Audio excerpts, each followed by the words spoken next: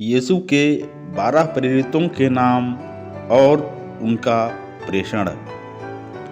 ईसा ने अपने 12 शिष्यों को अपने पास बुलाकर उन्हें अशुद्ध आत्माओं को निकालने तथा हर तरह की बीमारी और दुर्बलता को दूर करने का अधिकार प्रदान किया।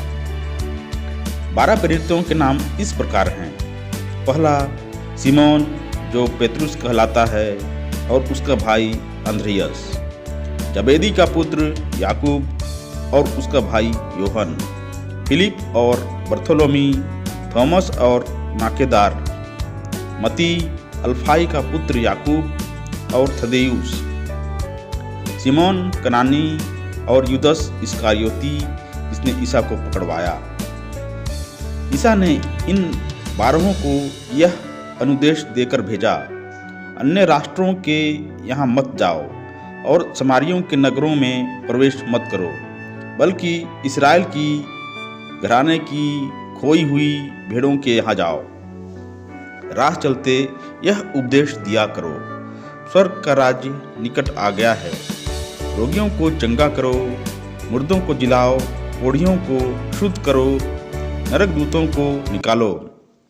तुम्हें मुफ्त में मिला है, मुफ्त में दे दो। अपने फेटे में सोना चांदी या पैसा नहीं रखो।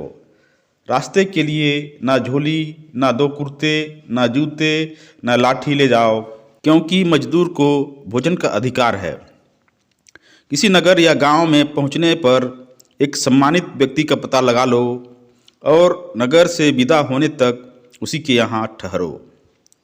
उस घर में प्रवेश करते समय उसे शांति की आशीष दो। यदि वह घर योग्य होगा तो तुम्हारी शांति उस पर उतरेगी, यदि वह घर योग्य नहीं होगा तो तुम्हारी शांति तुम्हारे पास लौट आएगी। यदि कोई तुम्हारा स्वागत न करे और तुम्हारी बातें न सुने तो उस घर या उस नगर से निकलने पर अपने पैरों की धूल झाड़ दो। मैं तुमसे यह कहता हूँ, न्याय के दिन उस नगर की दशा की अपेक्षा सोदोम और गोमरा की दशा कहीं अधिक सहनीय होगी। देखो, मैं तुम्हें भेड़ियों के बीच भेड़ों की तरह भेजता हूँ, इसलिए सांप की तरह चतुर और कपोत की तरह निष्कपट बनो। मनुष्यों से सावधान रहो, वे तुम्हें अदालतों के हवाले कर देंगे और अपने सभागृहों में तुम्हें कोड़े लगवाएंगे। तुम मेरे कारण शासकों और राजाओं के सामने पेश किए जाओगे, जिससे मेरे विषय में तुम उन्हें और गैर यहूदियों को साक्ष्य दे सको। जब वे तुम्हें अदालत के हवाले कर रहे हों तो यह चिंता नहीं करोगे कि हम कैसे बोलेंगे और क्या कहेंगे।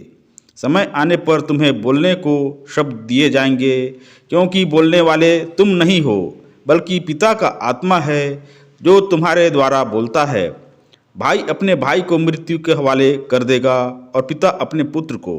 संतान अपने माता पिता के विरुद्ध उठ खड़ी होगी और उन्हें मरवा डालेगी। मेरे नाम के कारण सब लोग तुमसे बैर करेंगे, किंतु जो अंत तक धीर बना रहेगा उसे मुक्ति मिलेगी। यदि वे तुम्हें एक नगर से निकाल देते हैं तो दूसरे नगर भाग जाओ। मैं तुमसे यह कहता हूँ, तुम इस्राएल के नगरों का चक्कर पूरा भी नहीं कर पाओगे कि मानव पुत्र आ जाएगा।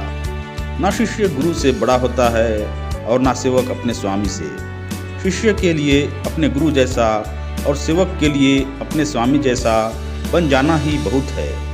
यदि लोगों ने घर के स्वामी को बेलजुबेल कहा है तो वे उसके घर वालों को क्या नहीं कहेंगे।